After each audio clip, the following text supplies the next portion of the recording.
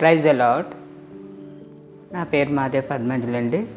2024లో హార్ట్లో హోల్స్ కొంచెం ప్రాబ్లంగా ఉన్నాయని చెప్పారు.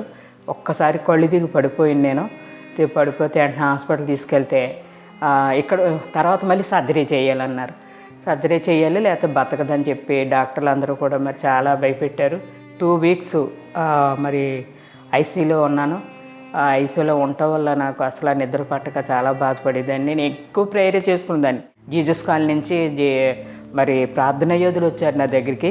వచ్చి నీకేమవుదు, సర్జరీ జరగదు, అద్భుతం జరుగుతుంది నీకు అని జీసస్ కాల్ ప్రార్థన యోధులు అందరూ కూడా హాస్పిటల్కి వచ్చారండి. నా కోసం ప్రేయర్ చేశారు. వీళ్ళందరూ ప్రార్థన వల్ల నాకు దేవుడు చాలా స్వస్తి ఇచ్చాడు. నేనైతే ఏ సర్జరీ చేయించుకోవాలి, హార్ట్కి సర్జరీ చేయాలన్నారు అని సర్జరీ జరగలేదు.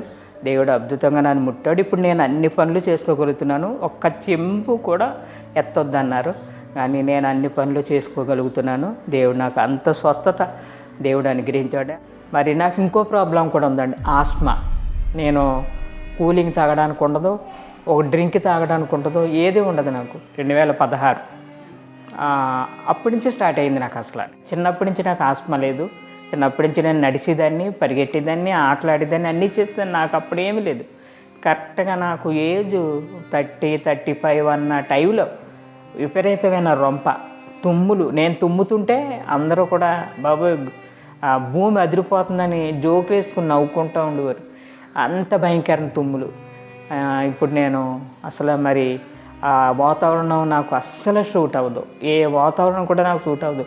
ఎక్కడికన్నా వెళ్తే ఎలర్జీ వచ్చేసింది. ఇల్లు తుడిస్తే ఎలర్జీ, నెక్స్ట్ దులిపితే ఎలర్జీ. సమ్మర్ అని ఉండదు, వింటర్ అని ఉండదండి. నిత్యం ఎప్పుడు కూడా అది వస్తూనే ఉంటుంది. అయితే నేను చాలా మందులు వాడాను, డాక్టర్ దగ్గరికి వెళ్ళి చాలా మందులు వాడాను కానీ ఈ ఆస్మా తగ్గేది కాదు. నేను 2 అడుగులు వేస్తే ఆయాసం వచ్చేసేదండి. నేను నడికి కూడా నడలేకపోయేదాన్ని. 2023 నేను హాస్పిటల్కి వెళ్ళి అలా మందులు వాడుతానున్నాను. డాక్టర్ గారు అనేవారు, నువ్వు ఎక్కువగా మరి వింటర్లో తిరగకూడదమ్మా, మరి మందులు జాగ్రత్తగా వేసుకో, ఈవినింగ్ 5కి ట్యాబ్లెట్ వేసేసుకోమనేవారు. ఆ ట్యాబ్లెట్లు చాలా ఎక్కువ వాడేశాను. ఇంకా వాడేసిన తర్వాత డాక్టర్ దగ్గరికి ఒకసారి వెళ్ళానండి. వెళ్తే డాక్టర్ గారు అన్నారు, ఇంక ఇది తగ్గదు, ఆస్మా అనేది అలాగే ఉండిపోతుంది.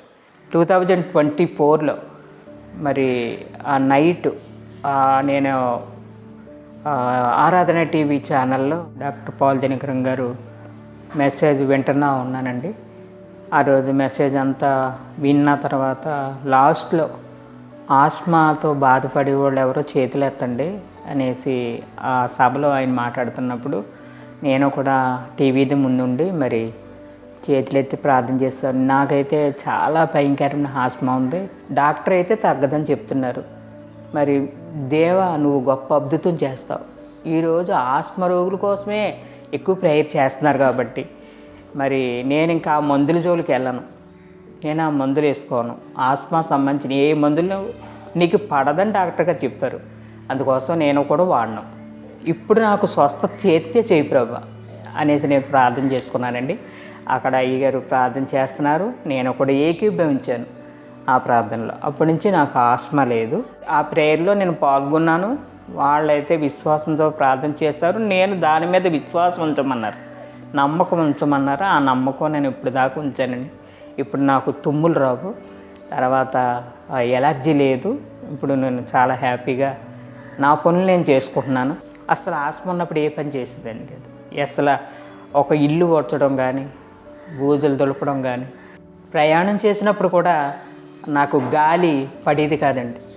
ఆ గాలిలో కూడా నాకు డస్ట్ వచ్చేసి పడేది కాదు. కానీ ఇవన్నీ కూడా ప్రేయర్ చేసిన తర్వాత నాకు తగ్గిందండి. ఎందుకంటే నేను విశ్వాసం ఉంచి ఆ వ్యాధి తగ్గాలి ప్రభు అని ప్రార్థన చేసుకున్నాను. పాల్ దినకరం అయ్య గారు మరి నా గురించి ప్రార్థన చేశారు. చేసిన వెంటనే నాకు ఇప్పుడు ఏ డస్ట్ అలర్జీ లేదండి, ఏ ఆస్మా కూడా లేదు.